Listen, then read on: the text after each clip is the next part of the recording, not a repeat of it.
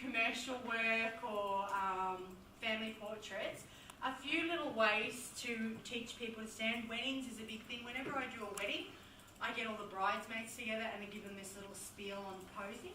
So basically what it is, I explain to them today, the bride's our main subject, it's a crazy day. I'm not going to get to pose each of you individually, so here's some tips. And when you tell women this, they will do it. All of my family do this, in every time someone picks up their phone to take a photo, they all get into their pose. So it's basically like this. You never want to shoot a girl front on.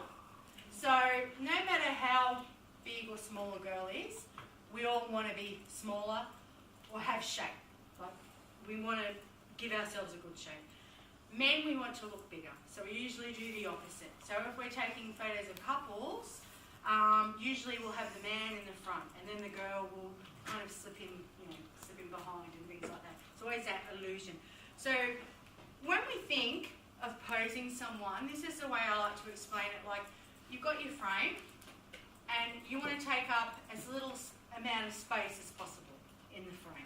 So when I stand front on, I'm taking up this much space in the frame, okay?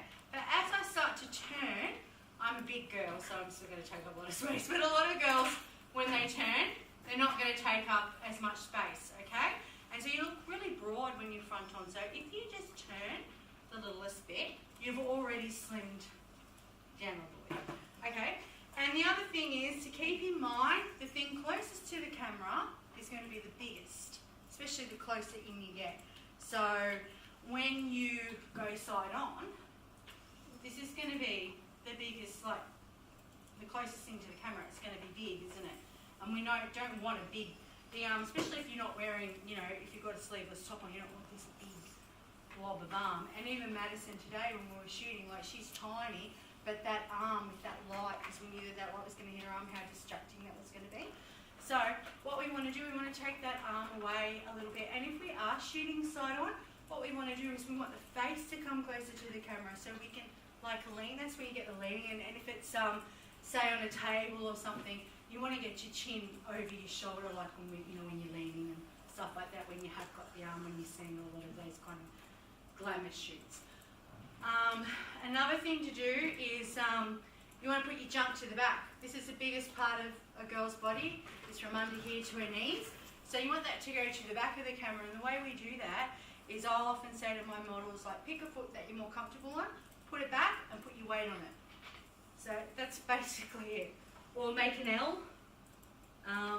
So a lot of that weight goes back. And what it does is it does a few things. So it's already taken, like, this part and sent it back a little bit further from the camera. But it also, for you to put your weight back, you can't keep your legs at the same, like, position. So we never want to mirror things. So if we're doing a photo and we've got a hand up, we don't want two hands up. You don't want two hands in the same spot. You always want one higher and one lower. You don't want that mirror thing on one person's body. So you want their legs at different spots. So when we go back and we put all that junk back, we also like shapes. We want our limbs to have a bend. We don't want straight limbs. So when we go back like that, it automatically puts that bend. And I am sure you have seen red carpet photos. And this is this classic red carpet stand, isn't it? It's like, and when these girls that have nice figures, you get a nice arch in the back, you get this beautiful like leg that comes across, so it's angles, and then they'll quite often put a hand up there, and you'll see them do this. It's that whole shoulder thing, like bringing that chunk of the arm back and the chin, because you want your face to come closer to the camera. And it also puts a gap in here, and we're always looking for that space to take our hands away from our body. Because when I stand like this, front onto the camera, and I'm taking up all this space, so it looks like my body is like this wide. But as soon as I take my arms away from my body, it slims that part down a bit more. So not so bad when we're side on, because that's kind of hidden, and you can always bring that hand up a little bit, up your leg, because you want to bend those elbows.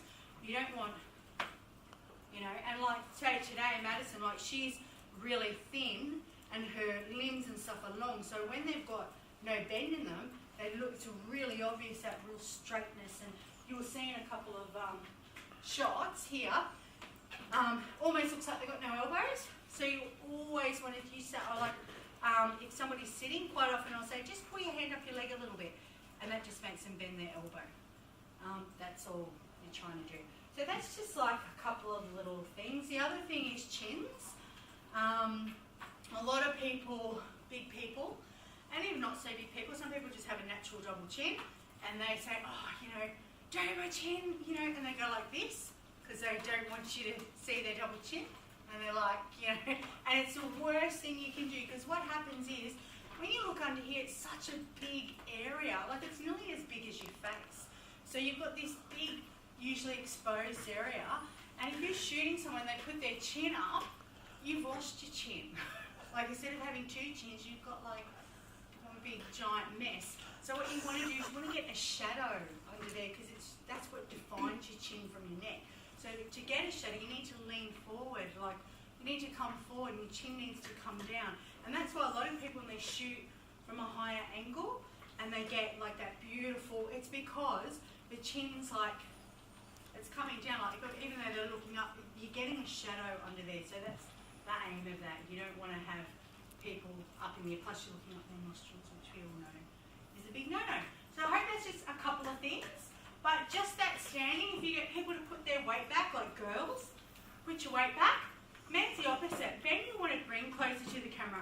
Men, you want their big arms. Like, you know, you want to, you know how they push that muscle out. It works a little bit in the opposite. And men, you know, they can go with that front on, like a lot of football poses and stuff like that. They are side on when you say the big muscle, or they're that front on, you know, with the big arms across the chest, and it's to make them look big and broad, and they fill up the frame a lot more, whereas girls, typically, we want to do the opposite. And it's not just for overweight people, or, you know, when we think like that, it's just for, like, women in general. We're a different shape, and you want to show that shape where you can, like... So it would work to make me look bigger. Sorry? It would work to make me look bigger. Well, you wouldn't want to, you don't... Like, make me look more of a shape. No. Yeah, so what we would do for you, if you wanted to look like you had more shape, it's still the same sort of posing as what you pose there. Because it's to see the shape. It's to make that shape. You know what I mean? And even like girls like, you know, that are thin, you want to have that shape. You don't want them to just be straight, you know, up and down. And because you can have that opposite effect where some girls do, they just look straight up and down. Like if, like say Madison, if she didn't pose, she's long, she would look just straight up and down. But as soon as she bends her arms and her elbows and stuff like that, you start to see the shape. Like when I said that I hadn't met her, and when I saw her today, I was like, oh wow, you're so tight, you're so little. And that's because she has that really natural fierce pose. Like she does all that stuff. She's worked that out really early, and yeah, it just benefits her. So that's a few little things. I hope that helps. Like there's a lot more to it. There's a lot more looking at people like noses, like people hate my nose. So of course they're going to hate you if you photograph them side on. So a way to photograph a large nose is you turn the face. You never want the tip of the nose to break past the cheek.